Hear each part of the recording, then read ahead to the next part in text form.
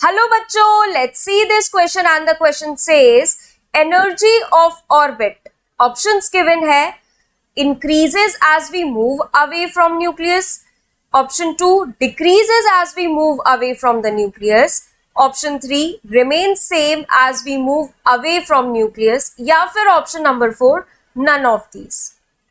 तो एनर्जी पूछी गई है कि ऑर्बिट की एनर्जी का क्या सिस्टम रहता है, क्या एक पर्टिकुलर वे वो फॉलो करता है।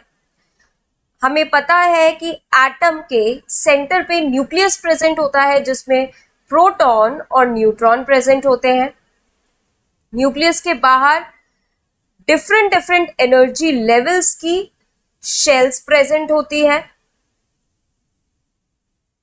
जैसे जैसे न्यूक्लियस से शेल्स दूर होते जाते हैं एनर्जी बढ़ती जाती है। ऐसा इसलिए होता है क्योंकि न्यूक्लियस का पुल डिस्टेंस के साथ कम होता जाता है। शील्डिंग इफेक्ट की वजह से न्यूक्लियस का पुल कम होता जाता है। इन शॉर्ट न्यूक्लियर चार्ज हमारा हर एक शेल के इंक्रीज होने के साथ कम होता जाता है।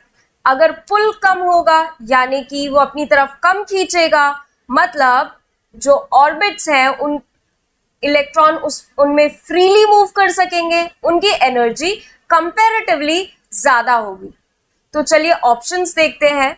Option 1 increases as we move away from the nucleus. Yes, जैसे जैसे न्यूक्लियस से दूर जाते जाएंगे शील्डिंग इफेक्ट की वजह से और डिस्टेंस की वजह से इलेक्ट्रॉन आराम से रिवॉल्व कर सकेंगे एंड आराम से गेन या लूज भी कर सकेंगे, उनकी एनर्जी बढ़ जाएगी।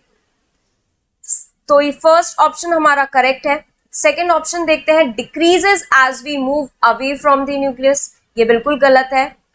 पास में न्यूक्लियस के रहेगा, न्यूक्लियर पुल ज्यादा होगा, न्यूक्लियर चार्ज ज्यादा होगा जो उसको अट्रैक्ट कर सके, तो पास में उसकी एनर्जी कम होगी, दूर जाते जाते तो वो बढ़ेगी ही।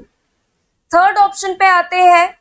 थर्ड ऑप्शन है remain same as we move away from the nucleus. ये भी गलत है। फोर्थ नन ऑफ दीज, ये तो बिल्कुल ही गलत है। So our correct option is option number 1. So I hope all of you understand very well. Thank you and best of luck.